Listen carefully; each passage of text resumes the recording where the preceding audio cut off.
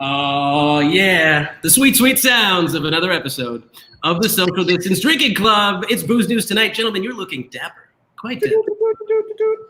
More dapper than usual. We're always looking dapper. Everyone's looking damn fine. This calls for a celebratory beverage, delicious craft Dub Light. That's right, Dub Light. It's really freaking good. This is the second time I've gotten a hold of it, and it's really good. Guys, thank you for joining us. It is Booze News tonight. Unfortunately, bad news for a moment, but our dear friend, Florida man Joe McLlelan, had a power outage and has no internet. He is trying to join us in a different way in a moment. We'll see if that happens. But otherwise, we still have our friend Matt James. And as always, we like to start the show by asking you guys what you're drinking and telling you what we're drinking. Adam Ledford, what do you have in your hands? Courtesy of my friend Ian Harwell, we are doing a little Goldwater Michica's Chelada. Ooh. And it looks exactly like what you would think a chelada would look like. I dig it, man. That looks nice. Ooh, and that's nice. That's nice. Ooh. I like that. I really like geladas to begin with. I know not everybody loves like tomato sauce or tomato in general, but I love it. I love a Bloody Mary, so I'm all the way in. I'm not a huge fan. I can't do like Bloody Marys or like V8 is disgusting to me. I don't agree. Is that crazy? It's just not good. I agree with you. No, I'm not a big colada fan, tomato juice, but I am drinking a Birthday Boy Wally. Anyone who may be paying attention, I've been drinking a lot of Wren House beers lately, and that's because we're still within the few weeks of Reniversary, and I have a lot of Wren House beers to get through. Also, they're delicious. So, yeah. I mean, could be worse. Also, we have a lot of Wren House beers to get. Yeah. We have a bit of a beer problem, guys. No. You have a problem. I reject your reality. I'm just saying that, like, in general, I feel like we have spent a lot of time and money on beer these last few weeks of quarantine. Well, in general. But, you know, I never thought that I was going to buy a 1 liter bottle of Campari and keep it in my house. Let alone did I think I was going to finish a 1 liter bottle of Campari in 2 weeks. But Negronis taste so good when it's 100 degrees outside. So Negronis taste so good all the time. All the time. They do. Nice. Jack, thank you for joining us. If you're watching, tell us what you are drinking in the comments, please. Hey, you know what? I want to know what Matt James is drinking. Ooh. Is there a chance Matt James might be around somewhere? Is he around? Let's peer through our magical curtain. Well, hang on. Wait, let me finish. I'm just going to finish drinking out of my Boston mug here, okay? I'm going to drink my Dub Light out of my Cheers mug since I have been approved on my Boston accent. So. No. Yes. By who? No, you have a survey with an N of 1. It is statistically invalid. If Jack said it was fine, it's fine, okay? He's Southie Jack. That's what you get. I'm just saying.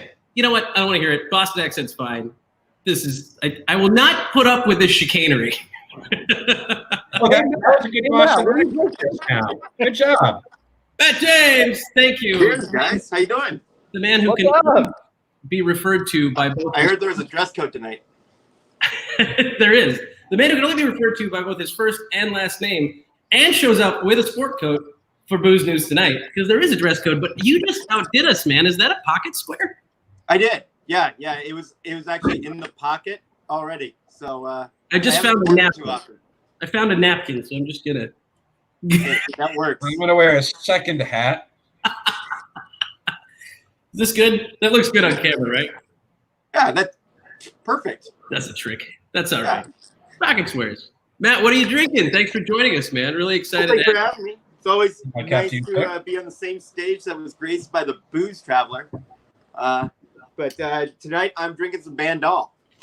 Old Bandol from, there we go, from France there. And yeah, it's good. It's light, refreshing. It looks delicious. Summertime, baby. I may have to switch to wine at some point tonight. Now Alec is craving it at this point. Matt, before we get into some booze news, I want to remind everyone, if you guys are joining us, tell us what you're drinking in comments. But also, if you don't know who Matt is, Matt James is the guy who served me my first shot of Fernet ever in my life. The brains of mixology at Bathtub Gin in Seattle, and also a fucking great guy. So You're far too kind. That's the best introduction I've ever had. And host of a podcast called How to Be a Better Drinker. You're 180 episodes in, by the way. Yeah. I noticed that. We've got about that many downloads too. You got about that many episodes. I think they're all my mom. Yeah, listening. Well, listen, we could probably get Adam Green's mom to listen to it as well. And, that's awesome. Yeah. And grandma too. Bubby will listen to it for sure. Yeah, I don't think my mom listens or watches the show. She probably does not approve so much of my drinking. When you say problem, Yusuf, I say hobby. Yeah, that's what we call it.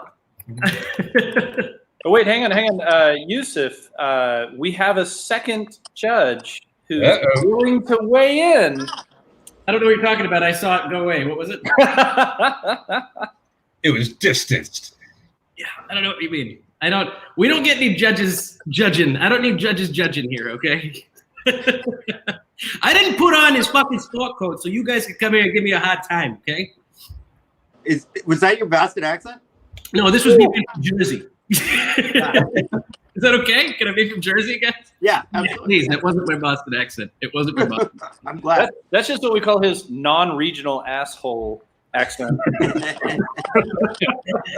Guy who should have chest hair and a large chain accent. You know? You guys got a problem? Right here. That was not my Boston accent. I promise that wasn't it. It totally was. He's just trying pretty to sure it was. as quickly as possible. Guys, I have retired my Boston accent a long time ago. It's gone now. That's it. I'm never doing it again. Much in the way I retired from my NBA playing career. Yes. Yeah. Can you retire from something you never competed in? That I guess that's what we're talking about here, right? Like that's. Oh man! All right. I would like to announce my retirement from women's competitive synchronized swimming. Breaking news. I'm suspending my presidential campaign as well. No, say it ain't so, Kanye. Yeah, that's the way it goes. I saw a meme today that said the only Kanye I like is Kanye Asada, and I thought it was genius. Kanye Asada is great. Great wordplay. More about the beers. Yes, Jack, our sole commenter today, which makes us look really awesome. Use the burner accounts, Jack, to help us out here. Yeah, make some stock accounts. Make one called Yak, Mac, anything. Anything works. More about the beers. What do you want to know, man? Ask us in a second. We're going to get into some booze news. Jack did say earlier he has some Ren fatigue, and I'm not sure if that's a thing. Like, I don't want you to think, Jack, that we're tired of drinking Ren House beers. Just there's a lot of Ren House beers to drink. That's all. I'm not sick of them. I'm excited to drink them. Just there's a reason I'm not drinking much of anything else these days. What is Ren fatigue exactly? Like, is it just too much Ren? I think so. I think that speaks to the point that we commonly make, right? Is like one of the ways that you define an excellent brewery is not only the quality of any individual product that they bring to market, but also the breadth and the depth that they can reach. And so Ren House is a standout in the state of Arizona as far as the diversity of styles that they have, their level of experimentation, and their quality in the way that they deliver on every beer. So, I mean, I don't know that there would be a way that I could get Ren'd out, but I mean, I could see if you were in your third now 12 pack of Valley beer and you might say like, I don't want any more Valley beer, I would respect that. But the beauty is you could get something else because there's a lot of beers there. So no, I get it, Jack. Like they have a lot of good stuff, and being members, we ordered a lot of it. Like ordered everything. That was a member beer, and now I'm going through it all. So it's fine. But soon, like probably 2 months from now, you'll see me drinking other breweries as well. Oh, for sure. I mean, it's not like we don't have beer from a bunch of other breweries. As a matter of fact, guys, you may have noticed one of the 4 boxes is being shared with our guest today. Matt, I have you muted for just a moment, by the way. Just check your mic because it's a little crunchy. But one of our co-hosts is missing. But he is also hauling back, let me pull Matt out for a second, a bunch of beer. So It's hard to see in that photo, but that stack of crowlers sitting on the table is a hodgepodge of things that we made him bring back kindly. What a guy, that Brett Berry. And the name of the brewery in Boise, Idaho is Barbarian Brewing. And if you just peruse what they do, it sounds like they are complete. I mean, they certainly make a few different styles of beer. They participated in the Black is Beautiful beer making campaign, which is really cool. But from Weathered Souls in Texas. But they also seem to do dessert beers and dessert style adjuncts prolifically. And we are very excited for whatever our good friend Brett Berry is going to bring back to us. Very, very excited. Say their beers may not taste that good. We don't know, but their imagery on their website makes them look just phenomenal. They have a howling wolf. Yeah. Yeah. Like it just, I said in our chat, like they seem ambitious in some of the stuff they're doing because you read them like, wow, some of the ingredients where they're going for like ice cream style things or pie things, like those are doable. Like we've seen them done, but rarely well. You know, like when someone nails that style, it's really good, but just not a lot of places seem to do it. So if they can do it, I'm excited to try it because from the imagery on their website, if like you're saying, peruse their site a little bit, they do a good job in the marketing, if nothing else. We can say that for sure. And absolutely. When it comes to like desserty stout, I always would think of Angry Chair because I felt like they were the guys who made it so like it was like immensely dessert, right? So I'm excited to try this, but when I went to Angry Chair, I left with diabetes, but it was an experience for sure. Well, was it barrel aged diabetes or was it just the regular release diabetes? It was diabetes. Yeah, it was barrel aged diabetes. Diabetes. It's the bubetes, the BAB. One of the nice things though about our show here is though, like Brett was going out there and he messaged, "Hey, what do you guys want from this place?" So he's going to bring beer back. Like when I was at Pure Project a couple weeks ago, we shoot a message to him, "Hey, do you guys want anything?" Because when we're traveling and you can bring back some really good stuff, you almost feel obligated to do so. And for that, I'm thankful. Indeed. I do like that we all took the time to figure out what we wanted, and then he just ordered whatever the hell he could get his hands on. There was this conversation for like 45 minutes between all of them. I was just rolling through it. I'm like, I can't get in on this conversation. There's too much happening. And by the end of it, he's like, I just chose for you guys. It's fine. It happens. It happens. Hey, let's see how Matt's doing here. I think he's back in frame here. He is, but he's still muted. I got him. I can't hear you guys. Ah, damn it. You got to leave and come back. Just leave and come back. There we go. This is great. I'm really enjoying it. The elusive, unpredictable. Wait, guys, Yusuf, when you said like we had that whole 45-minute conversation, figuring out what we wanted, and Brett decided to do whatever he wanted to do for us, that's like I was growing up. Like me and my two brothers, my mom would ask, "Hey, what do you guys want for dinner tonight?" We'd all name something, and she'd be like, "I don't want any of those. We're just going to go here." So I'm used to this. Fair enough.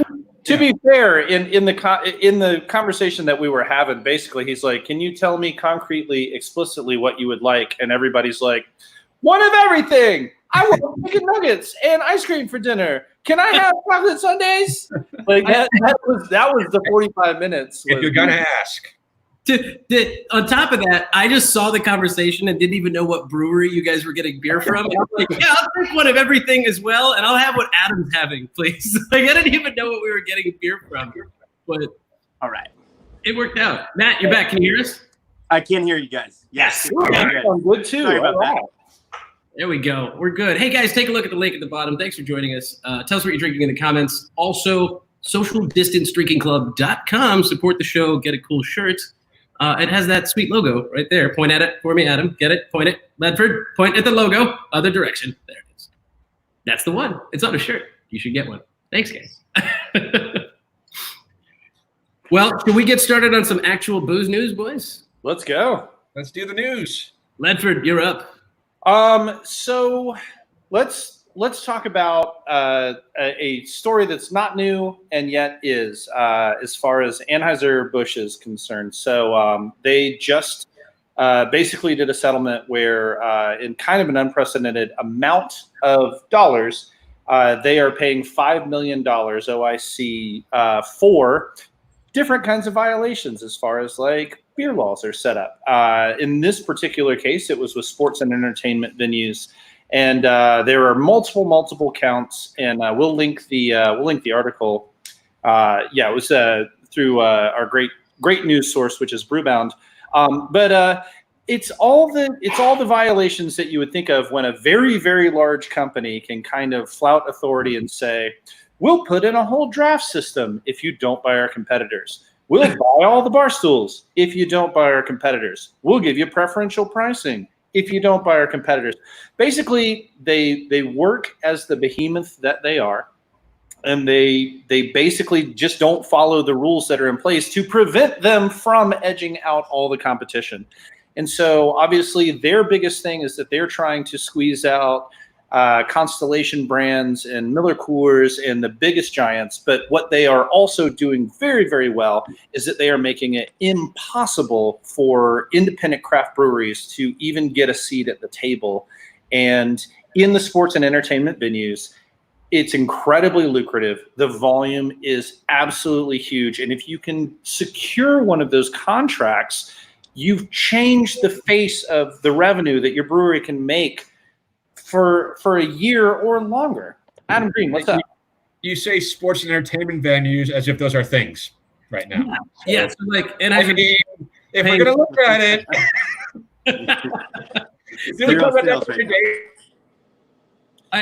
did he green freeze on us? Yeah, I did. Didn't we talk about that the other day down at football games in Tucson? Like, it would be nice to see some of the local craft breweries in the stadium as opposed to sort of big ones. It's kind of that balance.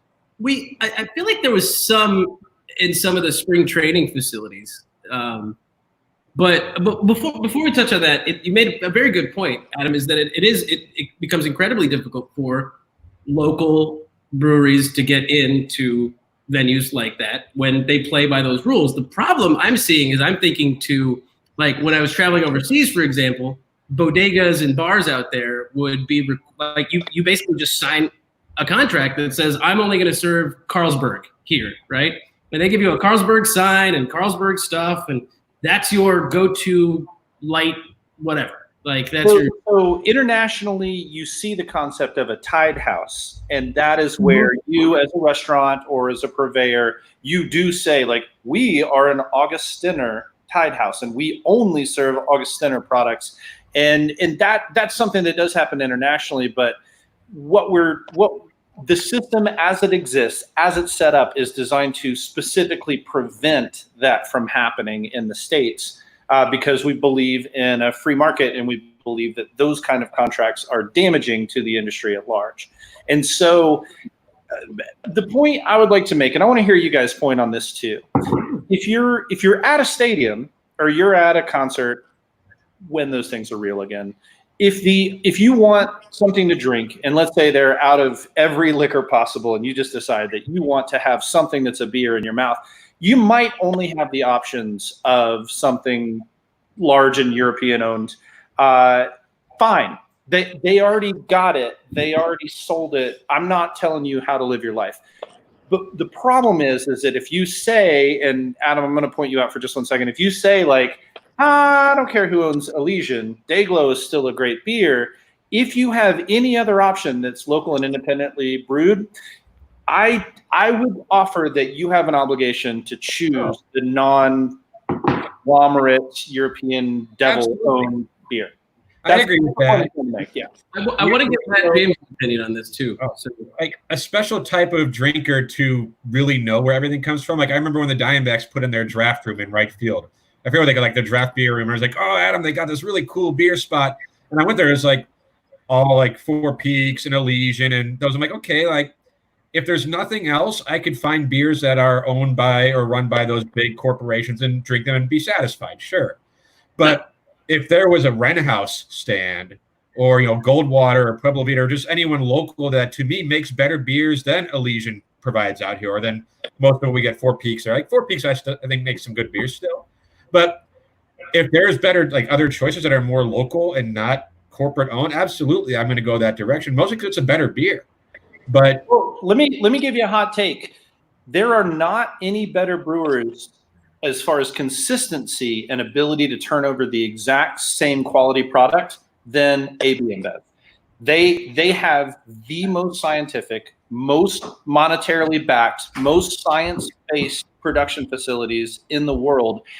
I can't argue the quality thing because I don't think that competing on quality is whatever offers any kind of solution, because when you have all the money in the world, you can just buy your way out of any situation that difficulty on a small scale. And I was going to say that, and I love that you brought that up because it is 100% accurate. Like, they have the brewing and like the brew industry down to a science, no pun intended. It is literally, they have it down to a science, the business itself. But we started, for example, to support local business, right? And I think that we're obligated to an extent to support our local businesses. Like, it's fine. I drank plenty of Michelob Ultra. So, like, who's behind Truly? Truly's taking my money. Today I'm drinking. Truly is the Boston Beer Company. So drink up. Have at it. Thank you. If I keep drinking Truly, my Boston accent will get better and better. No, it's not gonna happen. I feel like we have an obligation. Like, for me, I do personally, especially someone who's a food and beverage enthusiast. Like, I feel like we're obligated to support our local businesses. Now, they can suck. No, don't worry about it. They suck. But if they're churning out amazing products, there's no reason why we shouldn't be supporting them, spending our money there, and go to bat for them, for things like this. Like, we should be able to go to bat and lobby for them to be in ballparks. I want to drink. 100%. I agree with that. 100%. I want to drink a Red House beer at a baseball game, I would love to. But let me say this. You always should vote with your dollars, even locally, and you should always demand excellence, because especially in like a major market like Phoenix, like Seattle, and I definitely want to hear what you think, Matt James. But like, you should absolutely vote with your dollars and demand excellence, because our markets are big enough to support it. And if you're a shitty little brewery in a tiny ass little town, and that's the only place to go, you better have great servers, because if your beer's not going to get better, then you're just relying on your exclusivity, and that's a whole nother story.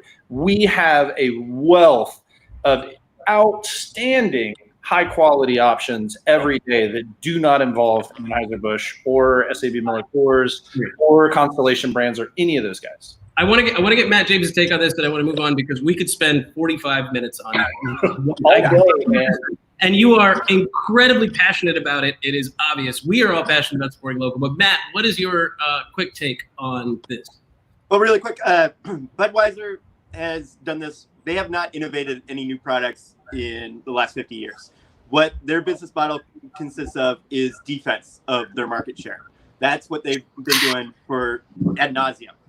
There's a really great documentary. I think it's called Beer Wars. Great title. But it kind of focused on Dogfish Head, which is now part of Sam Adams' Boston Beer Company. Yeah. But what they do, like Budweiser Select, I don't know if you guys remember Budweiser Select. Oh yeah. That was just that was a product that they just want to take up shelf space for, right? So they do their own distribution too. They own their own distribution company. So what they'll do is they'll go to the little corner stores. They'll be like, hey, we'll give you 3 cases of Bud Light for free if you pick up these 2 cases of Budweiser Select. So you're that little corner store. Hey, that works for me. Well, but also it's not like you're throwing away the Budweiser Select, right? You're putting it on the shelf. Now that's going to take up space that you can't offer to the smaller guys, because guess what? That Bud Light's going to sell, right? Yep. So you're helping out your margins. They're helping you out. But yeah, basically it's to play defense against the smaller upstart companies, and they've been doing it for years. So what you're saying is that when I was drinking underage in high school and crushing entire 30 racks of Bud Select, I was just hurting my local economy? To a certain extent, but no, I mean, like, I say drink what you like regardless. But I'd much rather try out some new stuff that maybe is produced locally. Maybe it's, from a smaller company just in general. So that's where I'm at. Funny story about Bud Select. It's actually virtually just an unwatered down Bud Light. It's their full strength product that they brew at 6% before they basically water it down and cut it to be Bud Light. Which is hilarious. I mean, it's absolutely. Before I accidentally swiped the touchpad on my laptop and left for a moment, I was going to say that I don't think we're going to see college students anytime soon ponying up for 30 racks of Valley beer to play beer pong. But guys, think about it. If you're wearing 3 Ralph Lauren or Lacoste polos on top of each other layered with the collar popped up, you probably maybe could have bought 2 and then a 30 rack of Valley beer. I'm just saying. There's better beer out there, but you have to look for it. And a lot of times, like the corner store, people are used to drinking whatever they're used to drinking, that Coors Light, Bud Light, whatever. They don't think to find the next thing. They don't think to find local because, like, hey, that's beer. But there is better beer. There's better versions of those beers that you like, and there's just other styles and flavors that you're sure to enjoy as well. But you got to find them. You got to know where to look.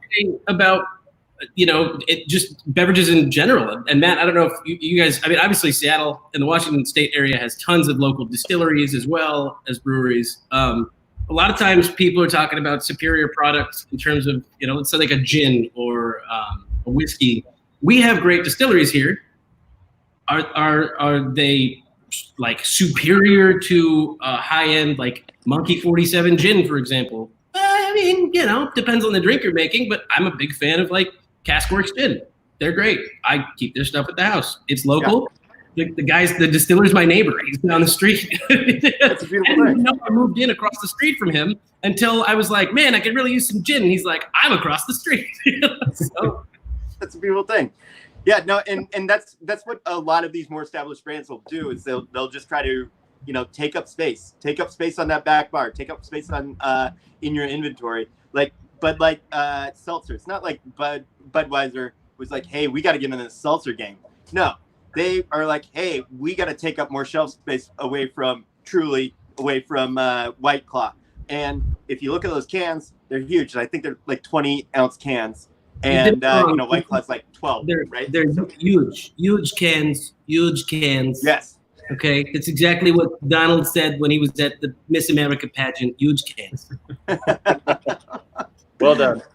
Yeah. Thank you. My Donald Trump is better than my Boston accent. Well, speaking of which, that's almost a perfect segue to something else that's happening very specifically to Phoenix right now, which is definitely newsworthy. Mark Anthony Brewing, which no one knows as Mark Anthony Brewing, and no, I don't think it's the singer.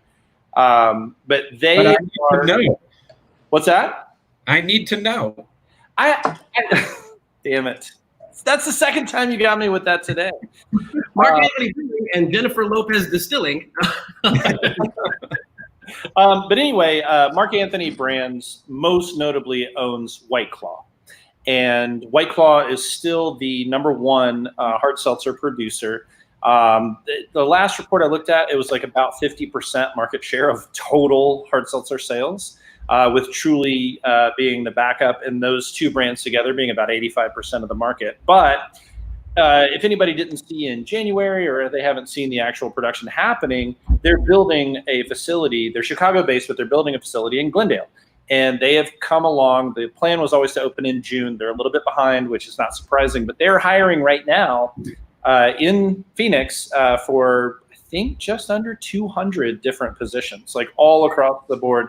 Process, continuous improvement, process managers, floor managers, brewers, packaging experts. So it's a big deal. I don't know how I feel about this. They're not owned by the devil. It's somebody who saw an opportunity and they're crushing it, and they're creating jobs. So what do you think?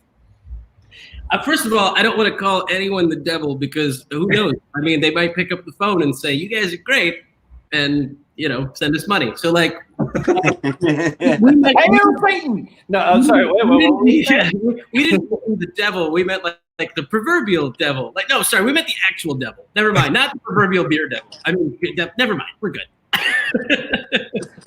I've got a question.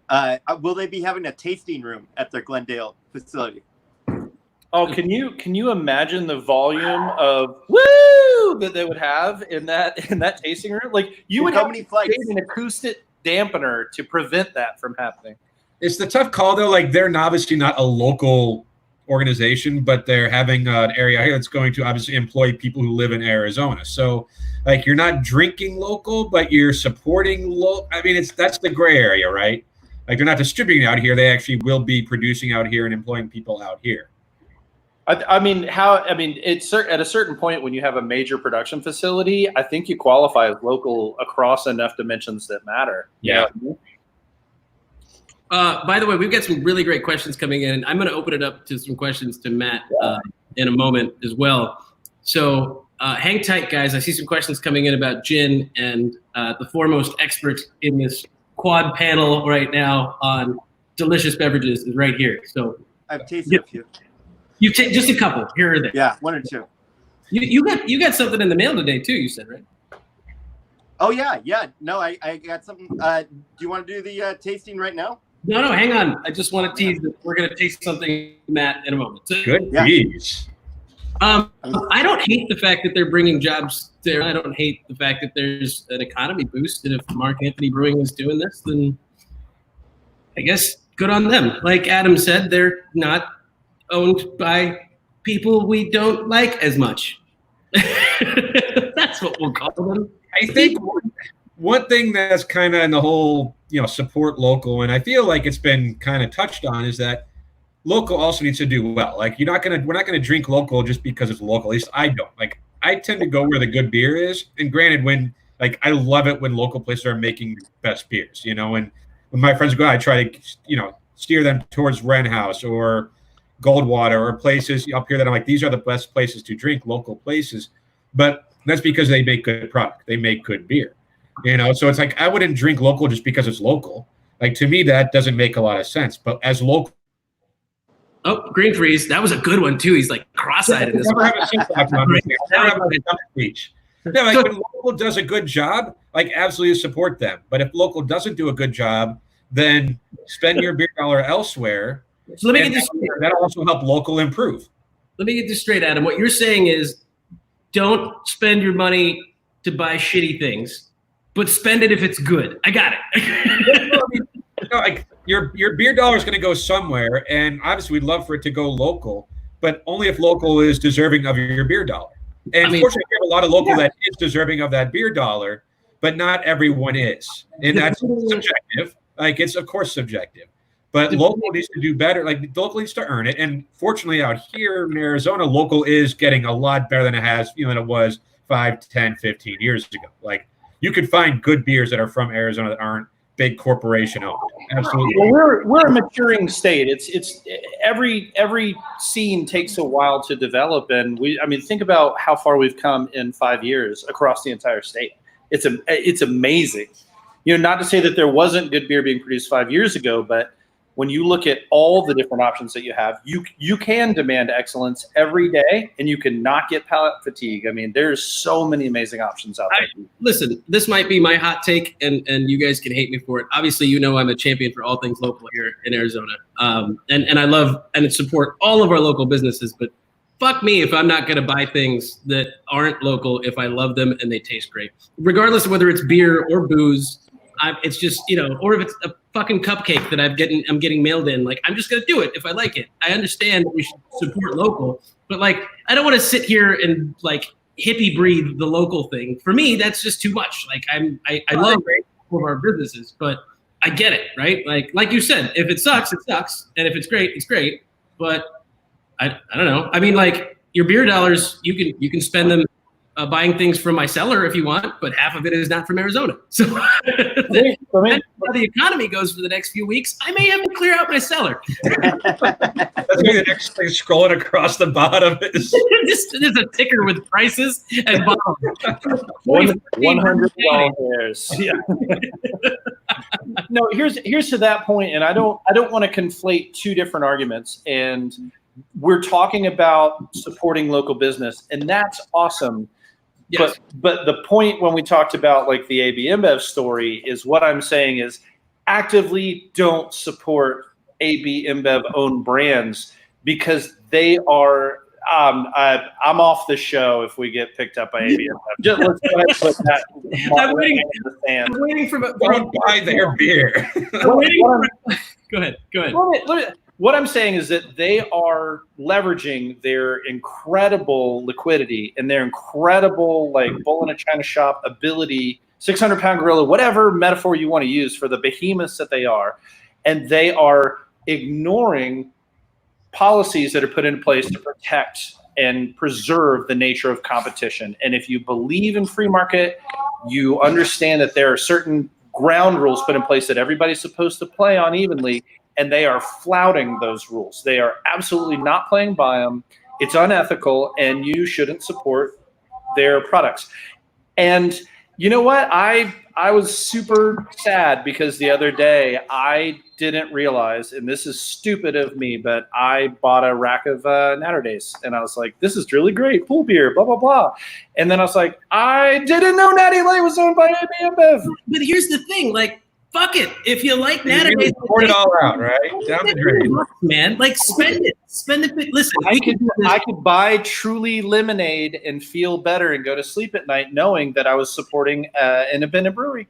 We could have this conversation for an hour. So again, we have to. It's like they're all tied together. We've got to move on from this shit, guys. Thank you for joining us. If you're just joining us, please tell us what you're drinking in the comments. It's Booze News tonight, and it's getting real fucking heated in here. Like, let's talk about gin. This is why are we having a crossfire conversation about breweries and where we spend our money? Because we're wearing blazers. Blazers, yeah. We were 2 minutes away from taking off our jackets and throwing punches at our screens right now. If we were all in the same room, I'm pretty sure someone would have smashed a bottle and held it up against someone's throat. I just got be hugging everybody and giving high fives. Yeah, of course. But like mask on, full face kisses too. That's what the mask's good for. Stage kissing. Great. Hey, Matt, what were you saying? I just got a text message from Bloomberg. They want to pick you up. It's called Bloomberg Booze. Oh, Lewisburg. Perfect. It'll be good. Let's talk about gin, you guys. We got some gin questions. Yes. Oh, nice. Let's talk about gin, and they are questions directed at our friend Matt James. So, guys, if you're hanging tight, let's bring those up. Amy Macbeth, thank you for being here. Also, tell us what you're drinking. She's got a question for Matt. Do you have any favorite Japanese gins? She randomly bought a bottle. Chris, her husband, a bottle of Suntory Roku, which I don't mind. It's very nice, kind of citrusy. And she's wondering if she's missing out on something better. So Japan's really putting out some awesome gins. They're predominantly lighter. Going to be less on the juniper, more citrusy. You're going to get those yuzu notes, a lot of them. Nika is one of my favorites. They do it out of their coffee still, and it's phenomenal. Similar to Roku, but it's going to come off a little less citrusy. This is awesome because it's been about 4 months since I've actually been able to talk to people about gin. I love it. I love it. But that's a really good one. Nika, I mean, like across the board, Nika kills it. Roku's all obviously awesome as well. If you're starting there, that's a good place to start. There's a few more that I'm blanking on right now, but definitely check out Nika. Nice. And I had some Nika gin, and it's really good. Yeah, Nika coffee, right? Isn't that what it says on the bottom? Yeah. So it's produced in their coffee still. It's not. It's a it's a type of still, not the. F-E-Y. I'm gonna try and find this, by the way, so we can show people what the coffee still looks like. Yeah, it's named after the guy who invented it, not the drink. And so people, sometimes I'll give it to people. They also produce like coffee grain whiskey, and some people will be like, I don't taste the coffee in it, or they'll say I do taste the coffee in it, and then I've got to point them to the spelling of coffee, and how it's with a Y on the bottle and not the two E's. But it's that distillery just kills it. So. Well, there's a quick peek of what a coffee still looks like. Yeah, it's kind of a hybrid between a column still and a pot still. So you're going to get a little bit more production power than a normal pot still, but you're still going to get a lot of the richness and full body that you're going to get out of the coffee or the pot still as well. for those of us joining from Japan, feel free to translate this for me because it's an image and Google won't do it. But I'm pretty sure it says that you start with grains and you end up with alcohol. That's what I figured out. That's the process. Yeah, absolutely.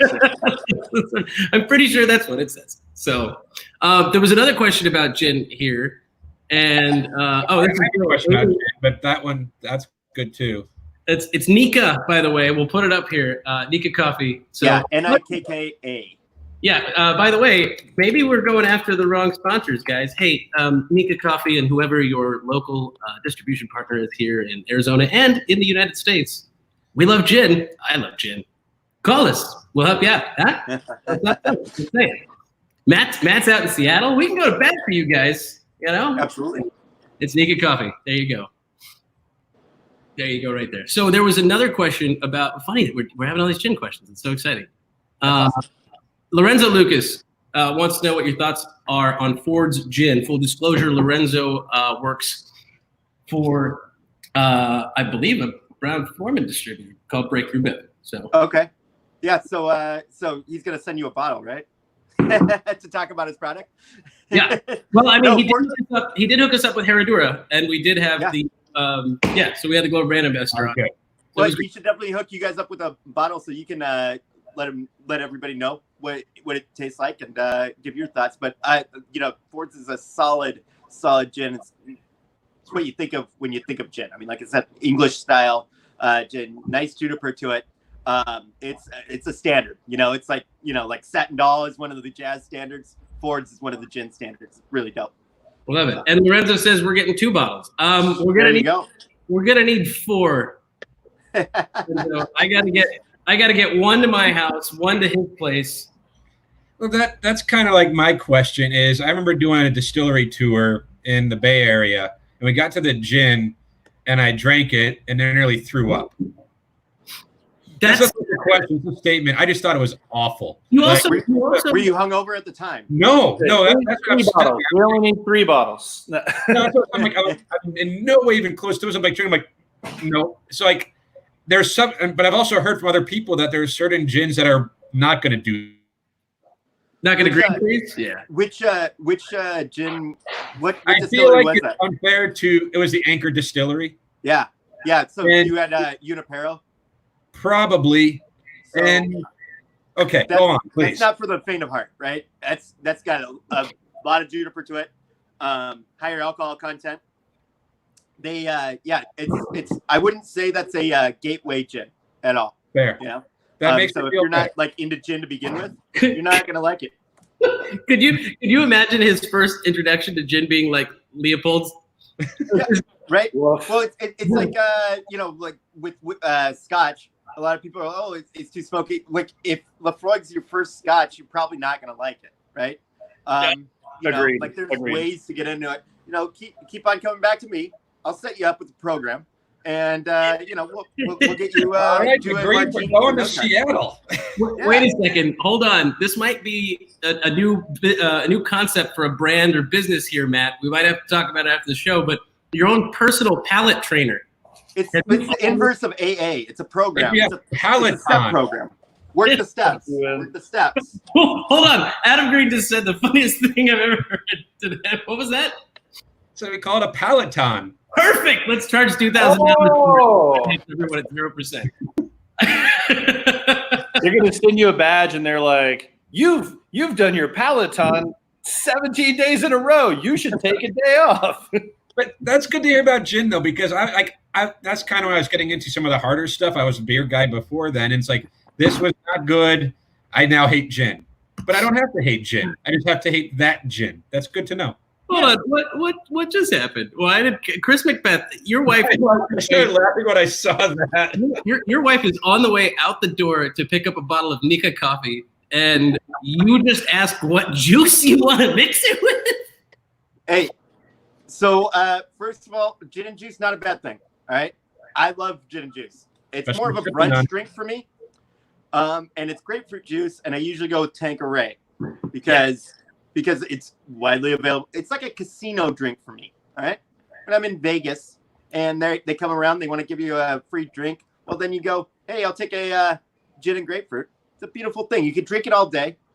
unless that acid reflux comes up a little bit. I don't know, but it's kind of a delightful departure from a gin and tonic.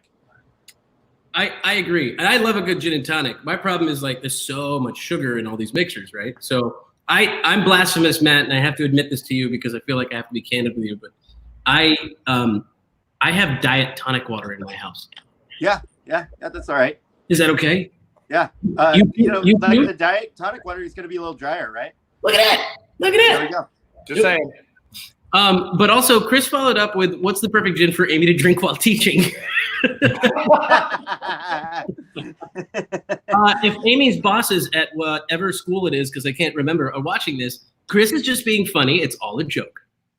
It's the gin that goes in one of these. Yes, exactly. That's the problem with my talk show host mug right now, is it's the Cheers mug and you can actually see what's in it. So it doesn't quite do the same thing. If you guys have any more questions for Matt James, I would love. Is that Ryan Reynolds' accidental investment? I was gonna say, so I picked this up because I was looking for just something new, and it was just one of those like roll of the dice kind of things. But for a more one note, like very citrusy, not particularly complex, I thought it was delicious. I mean, I'm not gonna lie, I don't think it's like, it doesn't make me contemplate what's going on there, but I thought it was really tasty. So that would be a gateway gin to me, right? So it's softer on the juniper. You're gonna get some lavender. You're gonna get some citrus. It was specifically designed for the Aviation cocktail. That's why it is called an Aviation. It was designed by a bartender in Portland some years back. This is before the I forget what brand company actually owns it now, but it's out of New Jersey. But Ryan Reynolds probably got a good 15% at a premium for doing tons of ad work for him. But it's still produced out of Portland. But yeah, they do a great job. There's nothing wrong with Aviation. It's nice. I don't mind it. It's not my favorite. I don't mind it. It's good. Like you said, like gateway entry level. I like the botanicals and the like the bite and the spice on certain gins. Like Hendrick's for me is like light and refreshing and enjoyable. And then like your Monkey 47s, your Naked Coffees, like these are gins that are, they've got a lot of pop to them for sure. Right. Also, I don't know if anybody knows this, but free plug, because Aviation apparently is cool enough to have done this, but Ryan Reynolds is doing an online tasting, and it's a thing. If you look it up, you can just sit and drink gin with Ryan Reynolds and have him bullshit you on gin. It's good. That sounds good. Yeah, I got that email. I'm like, again, like I wasn't a big gin guy, only because maybe I had the wrong gin, but I'm like, I kind of want to go buy this gin now so I can be a part of this and understand it.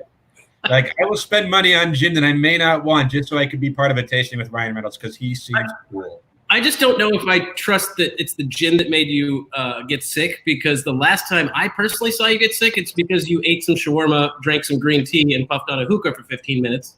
That doesn't tell the entire story either. That's true. That's true. He also railed like 97 beers before that. I don't think you could use the word railed, because like if anybody got consumed, if you will. Man, those beers were great. I remember how that night started. I remember how it ended. There's parts in between that are a little fuzzy. Yikes. I think if we're in California, I have an obligation to not feed you beers, is what I'm learning, Adam Green. Well, okay, there's another story there that's entirely on you. That's 100% on me. I told him there was going to be a food truck at the super high gravity brewery that we were at, and they left an hour before Adam got there, and so he just had to drink a shit ton of high gravity beers. And in fairness that already had set up for him on an empty stomach. In fairness to myself too, when I've had my struggles in California, I've always done them in the exact right situations. It's never been it's been more embarrassing than it has been like disastrous, if that makes sense. What would you classify as disastrous? Throwing up in a bar, in a brewery. All right, hold on, guys. We got to touch on a couple more things before we keep going. But I want to jump into another story. But the thing is, we've got these great questions coming in, and also we had what we were asking people what they were drinking, and we totally missed what Lorenzo was drinking. But I can't find it. There it is. A Carajillo cocktail. Liquor 43, espresso coffee. It's not espresso, Lorenzo. You just went down a half notch in my book. I love you. You're drinking it really fast. Espresso. He's in the game. What the hell? Well, you know, when you drink Licor 43, you end up saying espresso. He should have been more precautious when he was typing that out. Fuck you, Precautious. It's a word. It is a word. God damn it! It's in the Merriam-Webster dictionary. I'm not going to argue with you guys about. Hey, Matt, is precautious a word? I know precaution is, and I think precautious. No, I don't know. Ah, damn it! I need you to go to bat for me here, buddy. I thought we had this thing. You know? What is that? The Mandela effect there? No, it's not the Bernstein thing. You know what? Normalcy is a word just because William Henry Harrison used it and everybody didn't want to correct the president. So I'm sorry, Mr. Emperor's New Clothing. It shouldn't be a word. Fine. Hey, Justin, thank you for joining us. Our Hey, friend, my man. Casual Pike. Salud. He's drinking Bird's Nest as well. Love that stuff. So good. Hey, so Chris had one more question, and I love that Chris is bombarding us with questions, Matt, but he wants to know, even though you were a gin guru, do you know of any scrum trulescent? I'm pretty sure that was supposed to be scrumdiddlyumptious, but apparently autocorrect. Damn you, autocorrect. Locally made rums. Yeah. Like local to Phoenix? I'm thinking he's just talking about locally made anywhere in the States. Independent distilleries? Yeah.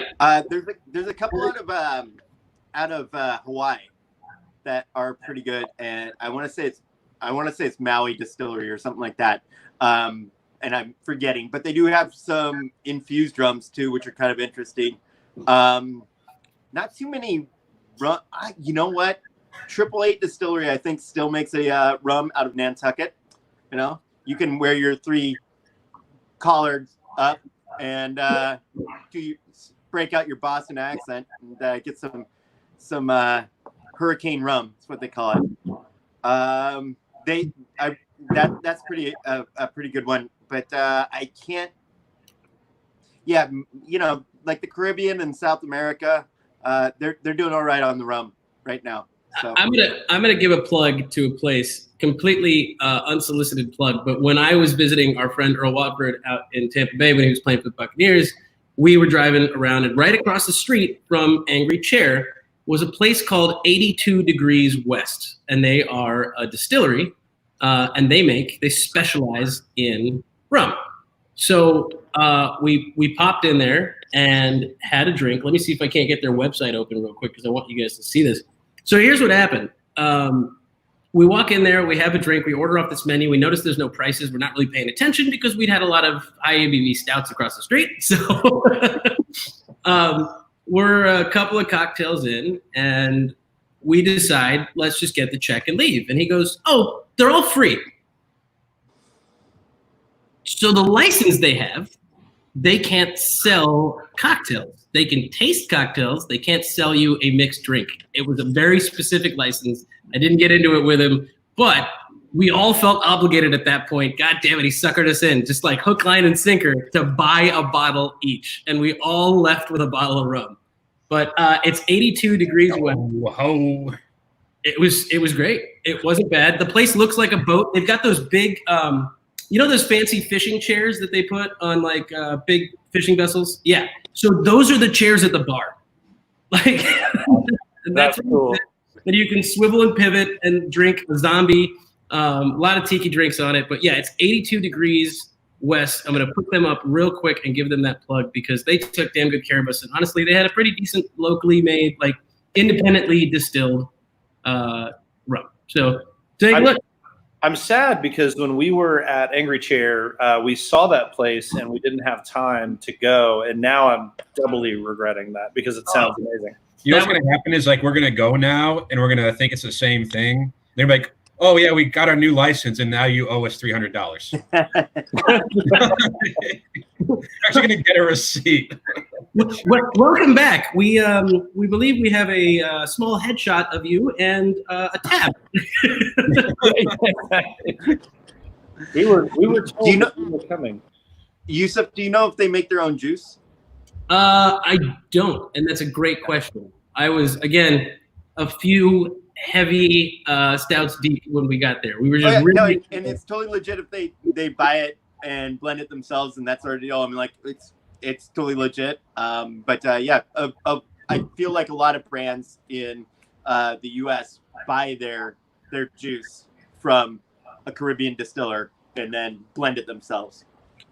Glomsky, he's talking about Eric Glomsky, who is one of the owners of Page Spring Cellars up north in northern Arizona, one of the best winemakers in the state, and looks like his brother's making some rum. So I just saw them post about this. This might be something we want to get a hold of. Can we talk about Chris's photo? Talk about what? His profile picture. What is happening there? He's drinking a beer while scuba diving, and it's okay. Just wanted to make sure. That's pretty sweet. Okay, we'll take one more question real quick, and then I want to hit a really important story that's near and dear to my heart, guys. But Amy says they'll have a couple of bottles of gin floating, or Japanese gin floating around, because apparently she's already back from the store. Great job. And she's not teaching right now. It is summer vacation. Can you recommend a favorite cocktail that's more on the fruity side? I've got one in mind, but I'll let you throw one out there. You are the expert, my friend. Well, on the fruity side. So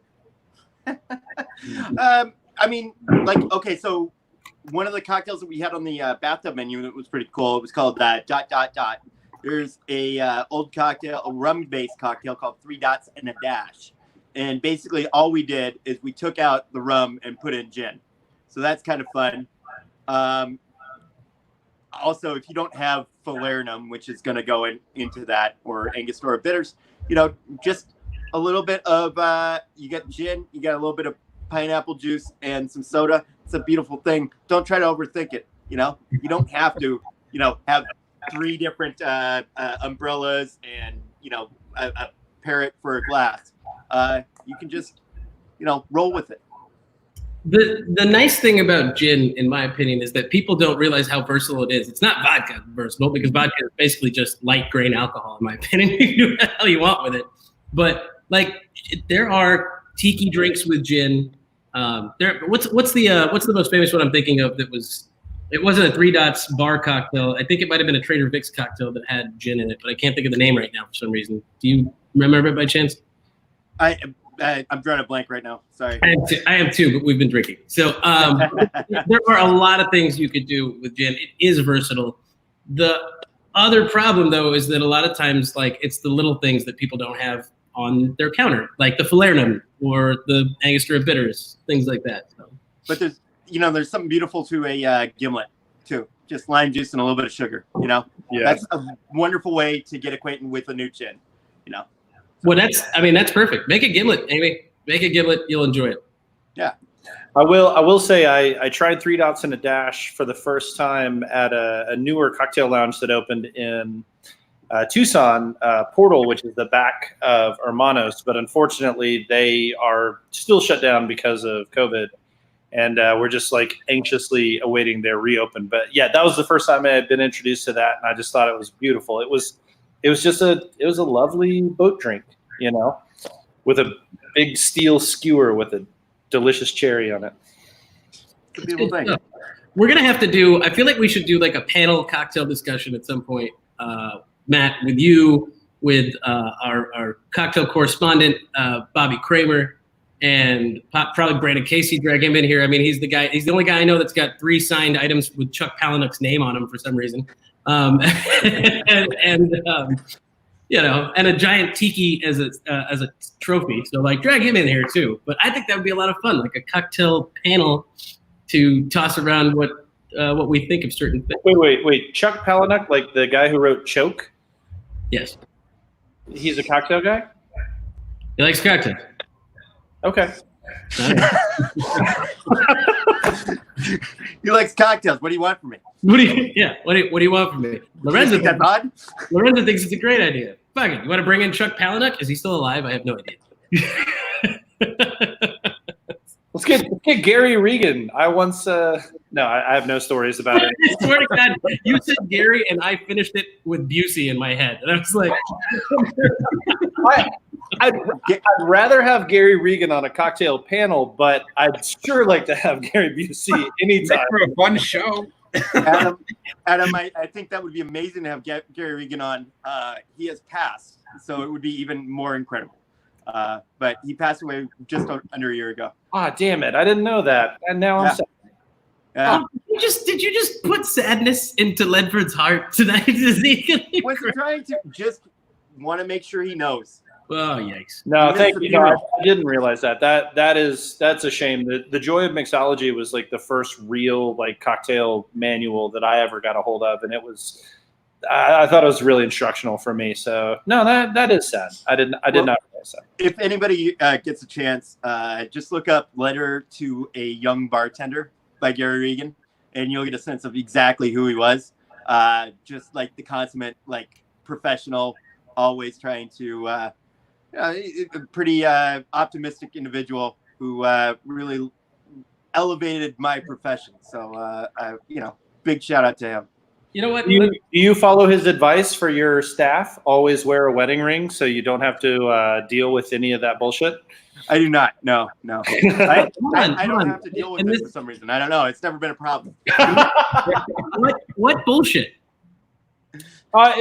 So his in the Joy of Mixology, and this was an article that he referenced earlier, but he said all bar staff should always wear a wedding ring because it's just an immediate, easy visual out to not have to deal with any initiated conversations where you have an ethical obligation not to pursue something with someone who's intoxicated when you are not. Fair enough. That also has never stopped anyone at a bar that serves good cocktails. So I'm just saying, look, we'll talk ethics later. I do want to touch on one more piece of booze news, guys, before we wrap this thing up. We're on the hour. Tell us what you're drinking, please. Tell us in the comments. What are you drinking? What do you have? What do you have in your glass? Have you moved on? Do we want to bust out that Iron Brew real quick? Yeah, let's do it. Let's try it out. So I got this in the mail today. I ordered it because I am of Scottish descent. My father wears a kilt every year to Thanksgiving and Christmas dinner. I threw a retirement party for him back in February in which I served haggis, and a lot of scotch was consumed. But I have never had this Iron Brew before.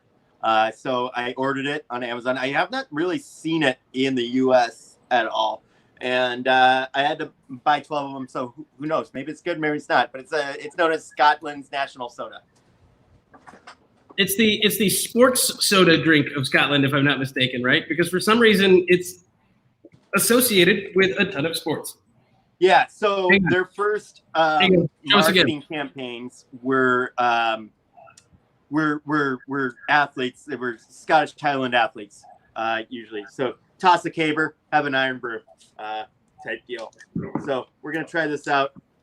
So this is the color looks like a nice healthy electric rust there. And you can see the logo.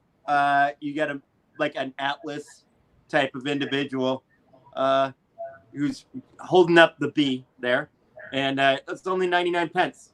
So 99 pence. I'm pretty sure I paid way more than that trying to buy that at Lily's, which, by the way, carried it when I bought it. But what do you think? I want to know what you think, because the first time I had that, my friend, who is a traditional Scottish bagpiper, gave me a bottle while also lending me his kilt.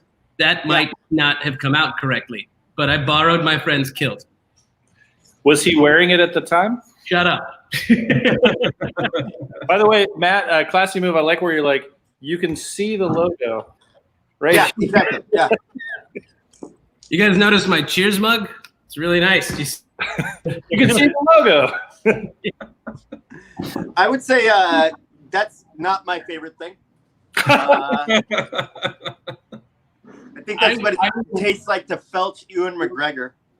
But no, it's got kind of a mixture between Orange Fanta and Red Bull. It's I've got 11 more, so I'll be happy to enjoy it. Hey, you know what? we're gonna kill this live stream and start a new one where we watch Matt James drink all 12 Iron Brews. Well, the thing is, it's got like energy qualities to it, right? Isn't it guarana and quinine? It's got quinine in it, so that's good. It's good. It's got caffeine. Yeah. Sweeteners. That's And a broad the statement. colors are sunset yellow and ponceau. So Sure. those are the All right, Matt. If you're on the bartending version of Chopped, and that's what's in your basket, what cocktail do you make with Iron Brew? So I'm going to go with rum, some Angostura bitters, a little bit of lemon juice, maybe a tea syrup, like an Earl Grey syrup, and then top it off with the Iron Brew. Garnish with, I got a garnish. Oh, snap. Are we getting an Iron Brew garnish? Listen, Iron Brew, if you're listening, we accept euros. Hey, Scottish flag. Right Nice. there. that's On awesome. a stick. So, Well, hell, he showed up with a sport coat, a pocket square, and his own Scottish flag garnish for some Iron Brew. Not bad. Hey, guys, we got to wrap this thing up. We're 5 past the hour, and there's plenty of booze news. But Adam Ledford, what were you going to say? I gotta talk about this for a second. Oh, yes, please do.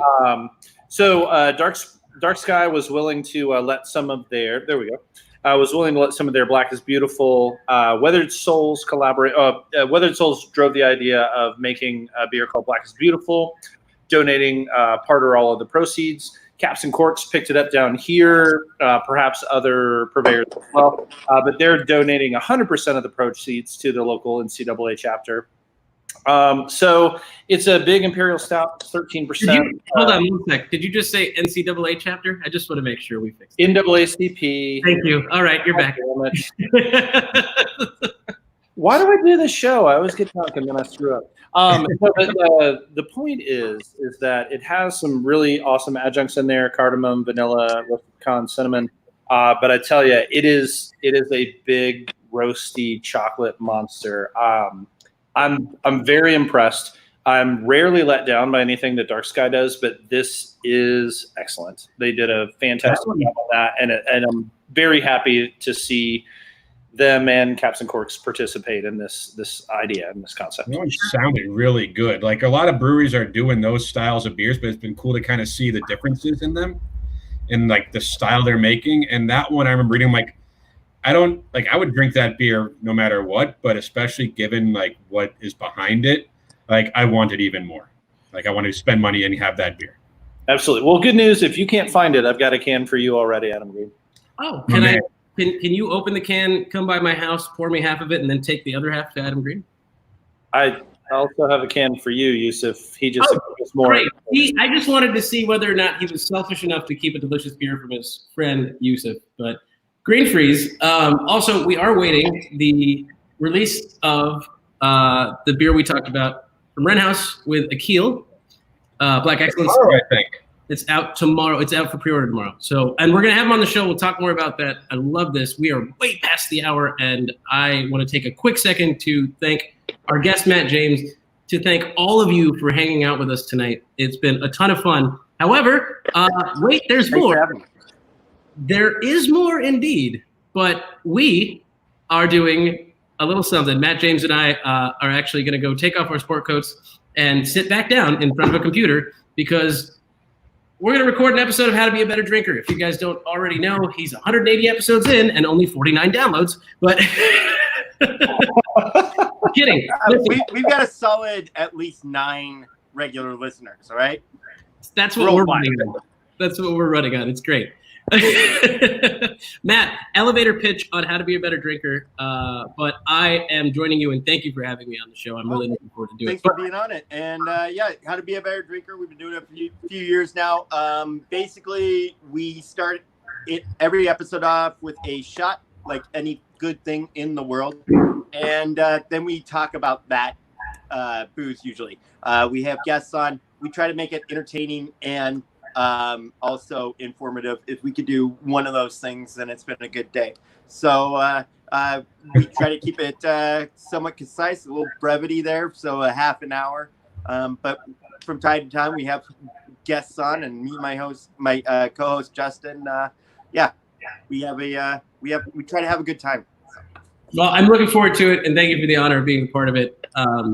It's late at night, boys, or you would have been invited, but everybody's bedtime is 9 and your dinner times are 4:30. So I'm sure you've had your supper, and now you need to go beddy-bye. You're not wrong. We're recording at like 10-something. So like that's, yeah. it's late for you guys. I'm going to go record my own podcast with Adam Ledford. We're gonna That's Let's go. Yeah. It's We're busy. We already have plans to record. So, enjoy you guys have fun with your 49 downloads. we'll call it Tales from the NCAACP. That sounds dirty. I'm going to hit a couple of these comments before we wrap up the show. Lorenzo says he did not get the sport coat memo. Listen, Lorenzo, let's just assume Thursday Booze News episodes, sport coats. That's it. We might not wear them, but you should wear one while you watch. Feel special. It's fine. I like it. Everyone looks good in a sport coat. I usually wear one when it's not 100 degrees out. Kelly says she is drinking a Gin Ricky. Kelly, nice move. Yeah, solid move, Kelly. And thank you, Lorenzo. We enjoyed having you guys here. Thank you all for being here. Please take a look below, socialdistancedrinkingclub.com. Grab some merch, support the show, and tune in to How to Be a Better Drinker. We're recording tonight, but you will see that episode in a couple of weeks. And hey, there's 180 other episodes you can go listen to. Check out anything our boy Matt James is doing. So I think it's time, gentlemen, that we wrap this thing up. And Thank you so much for having me. There we go. Banner. Do it. Hold on. I saved a little bit of beer so we can wrap this up. Guys, this has been another episode of the Social Distance Drinking Club. This time, a special episode with our friend Matt James of Booze News Tonight. We'll catch you guys. Hang on. There it is. We'll catch you guys on Sunday. Let's get hydrated. I